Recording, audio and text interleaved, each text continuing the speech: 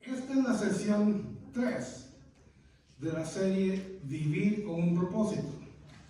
Hemos visto un propósito cuestionado en Eclesiastés, un propósito abandonado en los Salmos, y hoy veremos un propósito restaurado. La idea central es que mediante Jesús podemos ser perdonados y restaurados al propósito para el cual Él nos creó. Amén. El pasaje bíblico está de corrida en Hechos 3, 14 al 26. No hay viajes para otros libros ni capítulos. Hechos 3, 14 al 26. Todos, o la gran mayoría de los seres humanos, buscan un propósito para vivir, pero no siempre lo encuentran. Eso es en el mejor de los casos.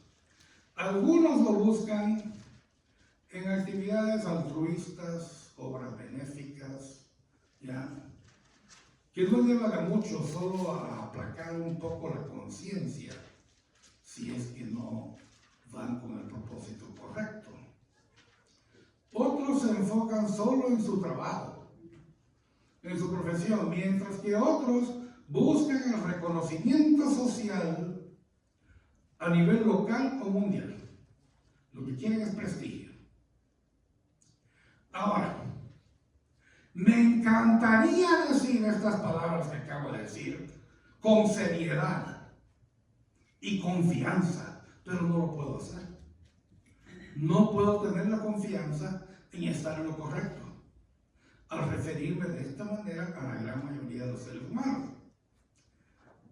Pero la verdad es que la gran mayoría de los seres humanos, de las personas, especialmente aquellos menores de 40, están ahogándose en un mar de apatía.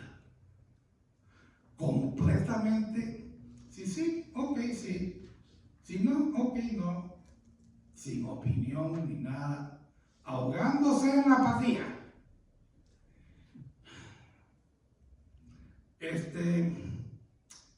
Como dijo el pastor la semana pasada, ¿ya? La falta de la búsqueda de Dios hoy día señala la triste realidad que vive la humanidad, la cual no se detiene en corromperse.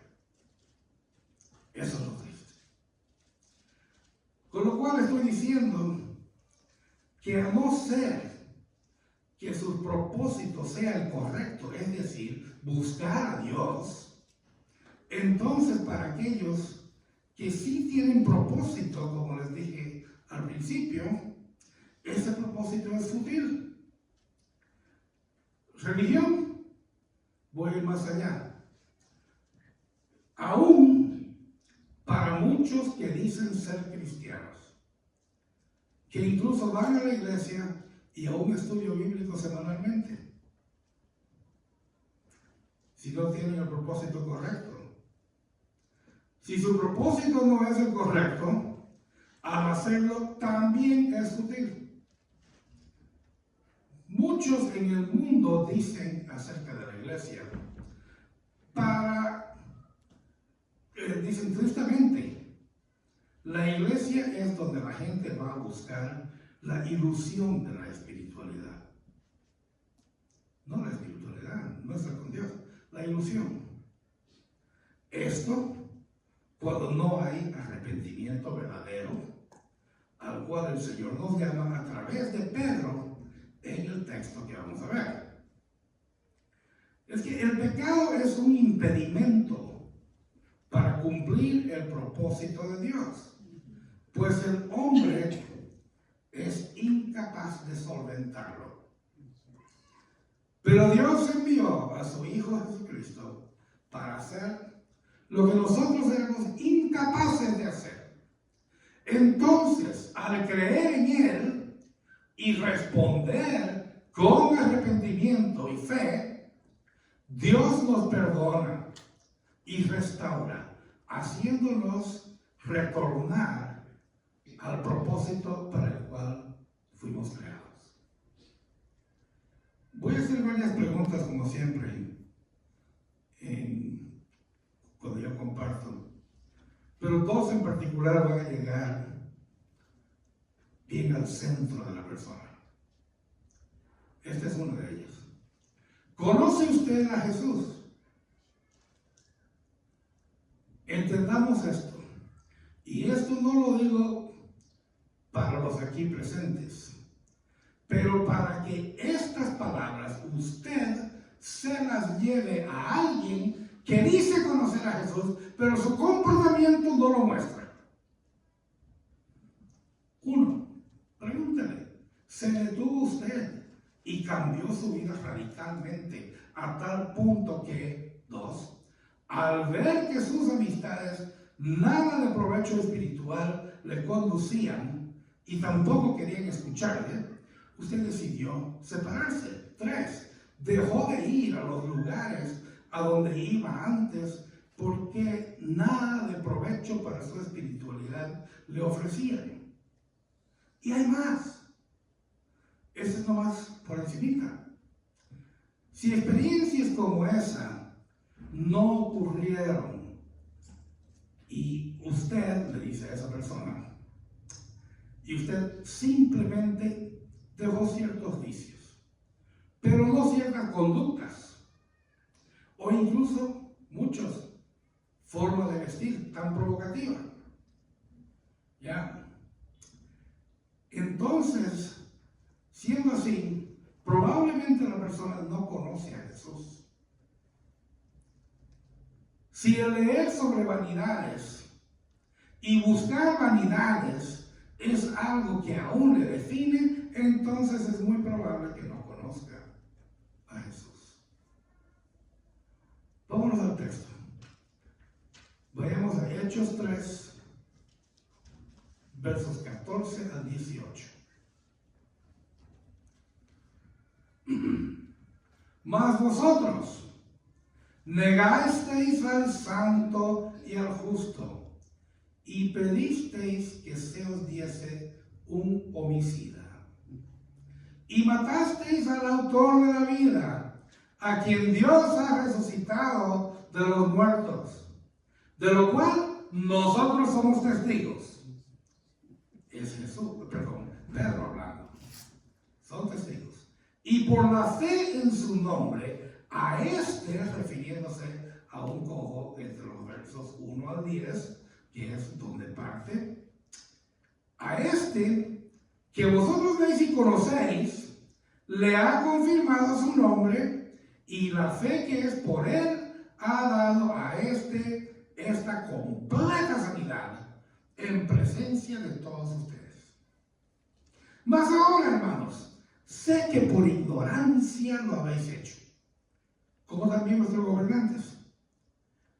Pero Dios ha cumplido así lo que había antes anunciado por boca de todos sus profetas, que su Cristo había de padecer. Este texto nos lleva al segundo sermón de Pedro en el libro de los Hechos. El libro de los Hechos del Espíritu Santo a través de los apóstoles de Jesús. Había predicado el primero después de los sucesos de Pentecostés, capítulo 2, versos 14 al 36.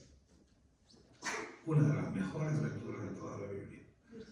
El Espíritu Santo había obrado ahora mediante Juan y Pedro al sanar a un cojo de nacimiento, versos 1 al 10. Tal fue la algarabía del hombre y todos los testigos, que les instruye con mucha osadía. El propósito de los prodigios era validar que los apóstoles eran mensajeros del Mesías, apuntando a Dios y la salvación por medio de Jesús. Por esto, hermanos y hermanas, hoy en día no vemos vemos milagros a diario, pero no vemos muchos milagros de tú, levántate y anda. Quítate esa venda y vas a ver. ¿Por qué? Porque para apuntar a alguien a lo que dice el Señor, tenemos la Biblia. Ahora tenemos la Biblia. ¿Ya? Entonces, en aquel entonces, sí, era algo que el Señor hacía los milagros a través de los apóstoles, ¿ya? Para validar de que uno tenía que seguirlos. Entonces, eso es lo que hace Pedro al afirmar que ellos, él y Juan, nada habían hecho. No había ni de qué sorprenderse. Es la forma en que él se dirige al público.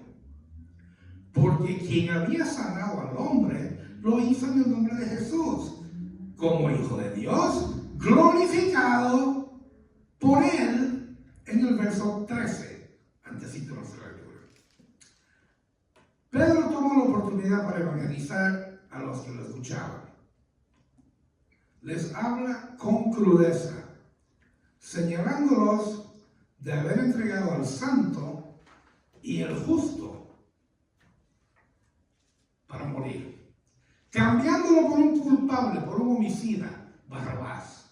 Lucas 23:18. Esto es fundamental, porque el justo pagó por los injustos. Primera de Pedro 3:18. Pero era parte del plan de Dios.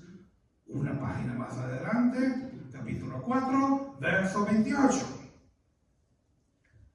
Pedro les hace ver su culpabilidad al matar a Jesús, llamándolo el autor de la vida, poniéndolo en alto, como en su primer sermón, al atestiguar cómo Dios aceptó su sacrificio, levantándolo de entre los muertos.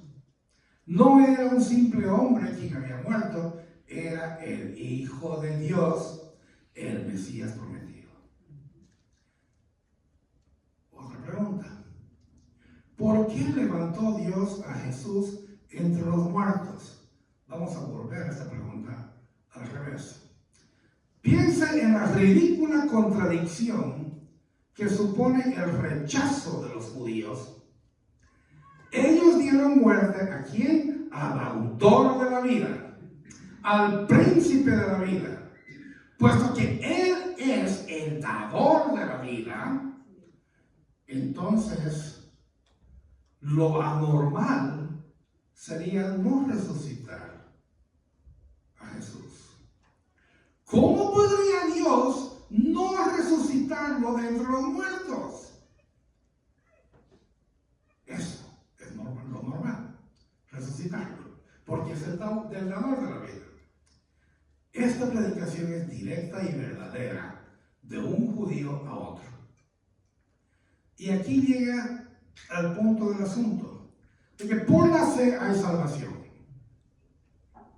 A pesar de ser culpables de sangre inocente, esta sangre era capaz de amparar a quien llegara a él con arrepentimiento y fe. El milagro fue posible mediante Jesús. Ellos conocían a este hombre. Verso 10. No era un invento. Lucas menciona cómo este hombre adoró. Versos 8 y 9. Entonces aquí hay dos piezas. Uno, el nombre de Jesús es la fuente del poder. Y la fe conecta a los humanos con ese poder. La fe tiene un puente hacia Dios. Pero para que no nos enorgullezcamos, debemos darnos cuenta de que la capacidad de tener esa fe viene a través de Él. Es parte del don de Dios. Efesios 2:8. Pedro admite que actuaron por ignorancia, falta de conocimiento, aunque eso no les excusa de este grave crimen contra Dios. Isaías 53 les había dicho bien clarito que venía un Mesías, un servidor sufriente. ¿Ya? La ignorancia no es excusa ni en la ley moderna ni en la antigua. Pero los llama hermanos, reconociendo que si crucificaron a Jesús fue por ignorancia, tanto de ellos como de los gobernantes, pero no los excusa. Después más bien los anima al arrepentimiento. Verso 19, vamos a ver. Esta es la puerta que hace que el Señor ejecute su plan y voluntad. Verso 20. Basado en su palabra, Jesús cumplió las profecías. Salmo 22, Salmo 69, Jeremías 11:19, Daniel 9:26, Zacarías 3:7 y otras. Entonces ahora que conocen la verdad, deben arrepentirse inmediatamente. Únicamente por medio de la fe en Jesús podemos ser restaurados. 3 puntos aquí. 1. Jesús murió en nuestro lugar, inocente, pero no se quedó en la tumba, sino que resucitó al tercer día, validando ser quien Él había dicho ser, siendo el autor de la vida, dio la suya por los que merecíamos morir, nosotros. 2. Jesús restaura a todo aquel que por la fe deposita su confianza en Él, que hizo posible nuestra salvación y restauración, y vino a liberarnos de nuestro pecado, trayendo sanidad espiritual y restaurándonos para tener una comunión con Él. Punto 3. Jesús vino a hacer lo que la Escritura había anunciado. Fue el siervo sufriente, tomando nuestro lugar, nuestro sustituto, pues nunca hubiésemos podido pagar por nuestros pecados. Fue necesario que padeciera en la cruz para reconciliarnos con el Padre. Aquí viene la segunda pregunta bien provocativa que les prometí. ¿Qué quiere decir poner nuestra fe en Jesús? Lo escuchamos varias veces al día. Yo tengo mucha fe en Jesús. Tengo fe en Jesús. Otra persona, sí, yo tengo fe en Jesús. El tener fe en Él, en Jesús, implica, primero, saber que somos merecedores de la muerte eterna en el peor de los castigos, en el peor de los lugares, vale la redundancia, por toda la eternidad. Si la persona no entiende eso,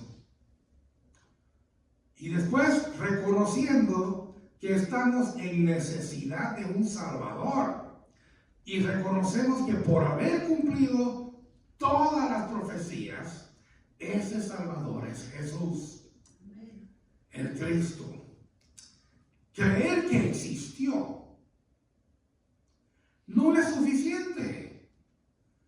Creer que existió está obligado por la misma sociedad, porque no hay ni un libro secular que diga que Él no existió. Ya todos los libros, el Él existió, la historia dice. Entonces, creer que Él existió no es gran cosa. No es suficiente. Creer que Él es Dios, disfrazado en carne y hueso, y vino a salvarme y arrepintiéndome de no solo el mal que he hecho, sino del bien que he dejado de hacer. Cambio mi vida. Pero no solo cambio mi vida, hermanos y hermanas. Hago de Él el propósito de mi vida. Yo no soy un oficinista que es cristiano. Yo soy un cristiano que trabaja en una oficina. Lo que me define a mí es ser cristiano. No es cómo pongo el pan en la mesa. Entonces, al ver las cosas de esa forma y hacer de Él el propósito de mi vida, entonces ese es el principio de lo que se puede llamar la fe en Jesús. Si no tiene estos elementos, no empieza a hacer fe en Jesús y se asemeja más a un engaño. Mucha gente engañada allá afuera. Hay que salir de las bancas y desengañarlas. Por más que el hombre intente, nunca podrá estar bien ante Dios. La solución es sencilla: creer en Jesús, depositar nuestra confianza en Él, ver de que no quiero irme al infierno como estaba. Voy a depositar toda mi fe, todo mi peso se va a arrimar en Jesús. Eso es fe. De esa manera Dios cumplió su voluntad basada en su palabra. Jesús cumplió las profecías. Sigamos ahora con el texto.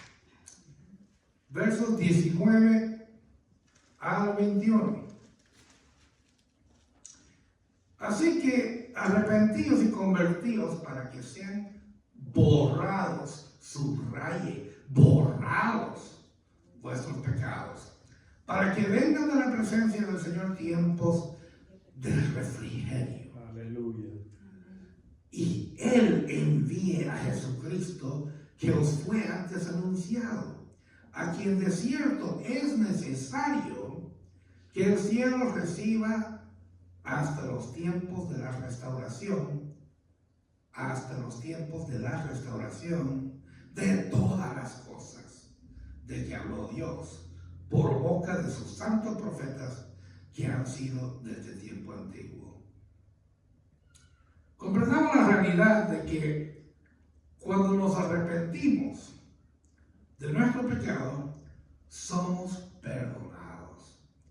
Los pecados son borrados y recibimos del Señor cuanto Él ha prometido para sus hijos. En el primer sermón, Pedro habló de la necesidad de ser bautizados. Dijo: arrepentíos y bautícense. Como pecadores necesitamos hacerlo. El arrepentimiento es el acto por el cual uno se aleja de su pecado, de su idolatría. Alguien me va a preguntar: ¿y cuál idolatría? No hay ídolos hoy en día. ¿Okay?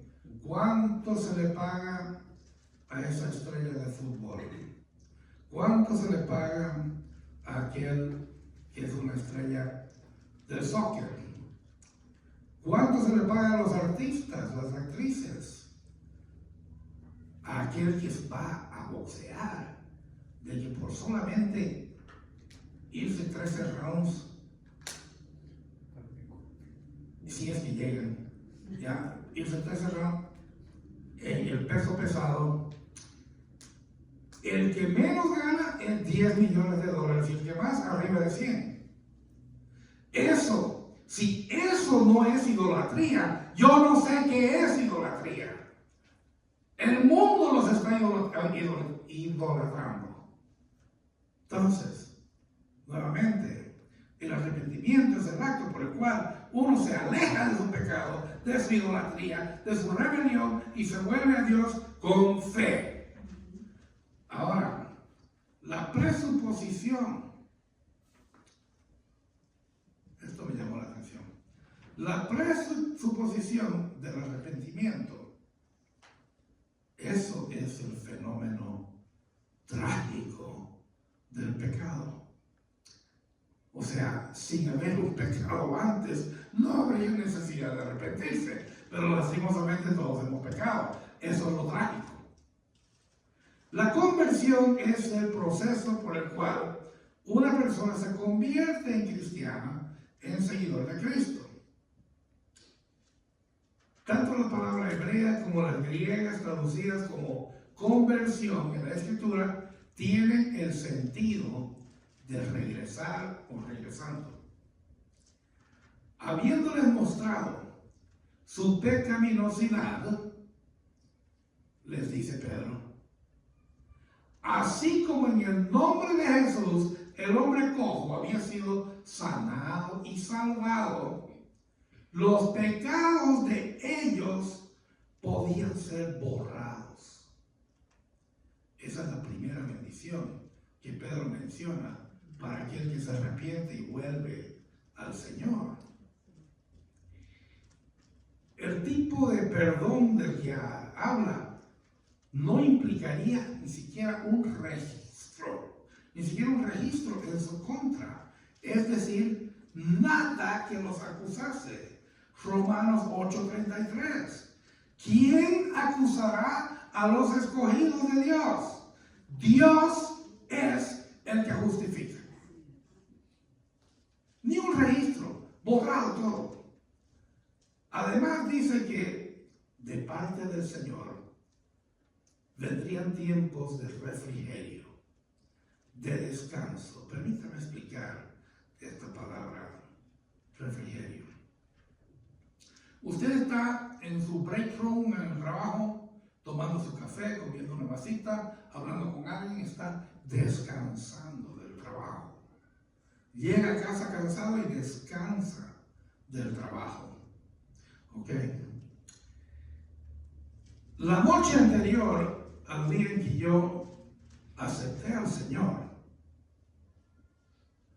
fue la última noche que después de 10 años, Roxana es testigo, después de 10 años de no haber dormido más que unas 2 a 3 horas por noche, después de 10 años de eso, un día acepté al Señor. Tiempos de refrigerio. Esa noche dormí 9 horas y no volví a estar que no podía dormir.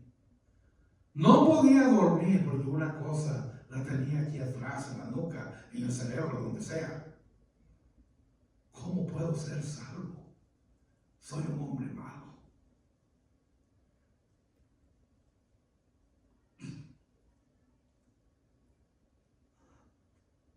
Al día siguiente, por fin, acepté al Señor.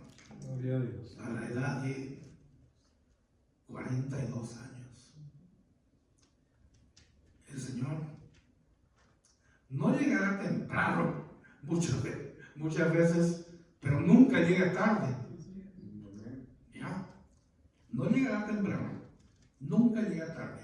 Eso es refrigerio, de descanso, paz, satisfacción, en medio de cualquier cosa que pueda estar ocurriendo. El mundo se puede estar acabando, se acabó el trabajo, nada, no hay, la compañía no puede pagarle a uno. En medio de todo eso está el refrigerio, el descanso de que sé que ahí no acaba la cosa, va a continuar.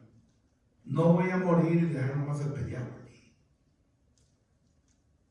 sino que todo continúa y estaré con el Señor. Ese es el refrigerio. Esa es la segunda bendición que Pedro menciona en su sermón.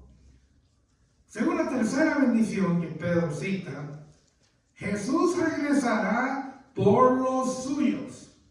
Ven, Señor Jesús, te esperamos. Ok. Entonces, lo cual será el cumplimiento de todo el resto de las profecías, la culminación de lo anhelado. Jesucristo, nuestro Mesías, regresará por nosotros. Es el premio mayor. Aquí voy a delatar mi edad. Vamos a ver cuántos recuerdan. Yo estaba con Roxana antes de llegar al Señor y miramos toda una novela que se llamaba El Premio Mayor. ¿Alguien? Con Mucho Domínguez y Laura León. Nadie. Entonces yo soy más viejo que todos. Pero ese es el premio mayor. O sea, no es el dinero como en esa novela. El premio mayor es la eternidad. Pero no solo la eternidad. La eternidad sin Jesús no vale la pena. Es la eternidad al lado de Jesús. Eso vale la pena. Todos deseamos ver nuestra redención completa. Somos obras en proceso. Lo que Dios comenzó en nosotros, lo terminará. Filipenses 1:6. Pero no solo eso. Todo será restaurado y traído a una plenitud en Cristo. Efesios 1:10. Romanos 8:21 al 25. Jesús regresará. Vuelva 2 páginas atrás. Hechos 1:11. Prometido por los ángeles. Por eso, quien cree tiene esperanza de ver todo a término en Cristo. El llamado a arrepentimiento y conversión es real. Pedro compartió el Evangelio con todos los que le escucharon. No para culparlos, hermanos y hermanas, sino para responsabilizarlos. Y así debemos nosotros compartir. Responsabilizando.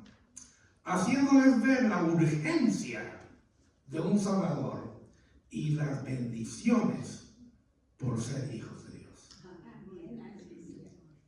Entonces esa persona debe hacer la pregunta provocativa y decirle las bendiciones por ser hijos de Dios. Pero si yo soy ya hijo de Dios como todos, no eres hijo de Dios. Eres una creación.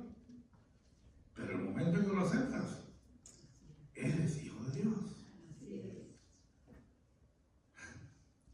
Hay bendición para quien se arrepiente, perdón de pecados y tiempo de refrigerio. No solo son borrados nuestros pecados, recibimos descanso mediante el Señor. Además, Jesucristo regresará. Esperemos con paciencia el día en que el Señor lo restaurará todo. Todo. Anhelamos la redención completa. Todo será restaurado y traído a una plenitud en Cristo. Ahora, después de notar qué tan pecaminosos somos y lo alejados de Dios, reconforta saber que Él ha abierto un camino de salvación por medio del cual podemos ser perdonados y transformados. Vayamos a la última parte del texto. Hechos capítulo 3, versos 22 al 26. Porque Moisés dijo a los padres: el Señor vuestro Dios os levantará profeta de entre vuestros hermanos, como a mí. A él oiréis en todas las cosas que os hable. Y toda alma, no te dice alma, no persona, toda alma que no oiga a aquel profeta será desarraigada del pueblo. Y todos los profetas, desde Samuel en adelante, cuantos han hablado, también han anunciado estos días. Vosotros sois los hijos de los profetas y del pacto que Dios hizo con nuestros padres, diciendo a Abraham: en tu simiente serán benditas todas las familias de la tierra. A vosotros primeramente, Dios, habiendo levantado a su Hijo, lo envió para que os bendijese, a fin de que cada uno se convierta de su maldad. Pedro finaliza el sermón y cita la Escritura, haciendo reflexionar a sus oyentes respecto a lo escrito acerca del Mesías que ellos habían entregado para morir, rechazándolo, como había sido el plan de Dios desde el principio. No apela a las emociones, sino a lo que conocen como verdad, la Escritura. Moisés menciona un profeta que el Señor levantaría, Deuteronomio 18, 15 al 19. El Señor instruye a Israel a no consultar con los que practican la hechicería, ni con los adivinos, Deuteronomio 18, 14, entre otros. Pues solo se debía escuchar su voz. Él les hablaría mediante su profeta.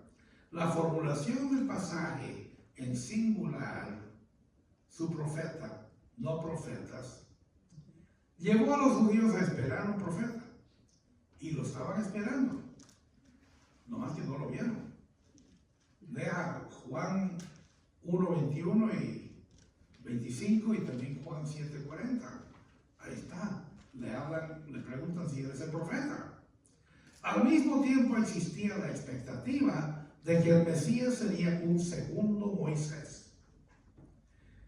Pedro también declara que Jesús es el descendiente de Abraham, que según la profecía bendeciría a todos los pueblos. Génesis 22, 18, Génesis 26, 4. Además de la cita de Deuteronomio 18, parece ser también de Levítico 23, 29. Este profeta por venir sería tan importante que quien no escuchara la palabra del Señor sería echado. Entonces quedarían todos los fariseos echados por no haber escuchado. ¿Ya? Ahora, lo que diría sería de parte de Dios, así que no debían ignorarlo. Con el tiempo, esa expectativa mesiánica evolucionó a tal punto de que llegaba un profeta y se ponían a pensar si era el profeta. ¿Ya? Ahora, Pablo desarrolla este tema de que Jesús es la simiente de Abraham en Gálatas 3:16. Dice: ahora bien, a Abraham fueron hechas las promesas y a su simiente, continúa Pablo, no dice y a las simientes, como si hablase de muchos, sino como de uno, y a tu simiente, la cual es Cristo.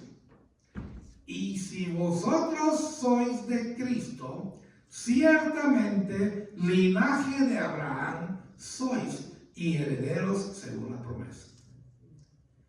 Observen el verso 26, que Jesús nos bendice convirtiéndonos, pero también exige que nos arrepintamos. Verso 19. Parte del proceso es el arrepentimiento. Ahora, esto de cómo viene se denomina gracia preveniente. La gracia de Dios que se adelanta a nuestra salvación para hacer posible que nos arrepintamos. Segunda de Timoteo 2:25. Pedro habla de cómo todos los profetas en la Escritura anunciaron los días que vivían, el apóstol describe la armonía para denunciar la llegada del Salvador del mundo. Todo testifica de él. No es al azar, no es fanatismo, no es un invento. Como habla predominantemente a los judíos, lo hace sabiendo que los profetas vinieron y cómo Dios había hecho pacto con ellos. Jesús traía la salvación al mundo entero. Les dice, que llegó Jesús. Entonces, sumarizando, ¿qué es lo que dice? Pedro dice, esto es para ustedes. Él ha venido. Él ha cumplido. Por lo tanto, arrepiéntanse y reconozcan que Dios ha cumplido su palabra. Ahora usted cumpla con su palabra. Eso es todo lo que hemos visto hoy día.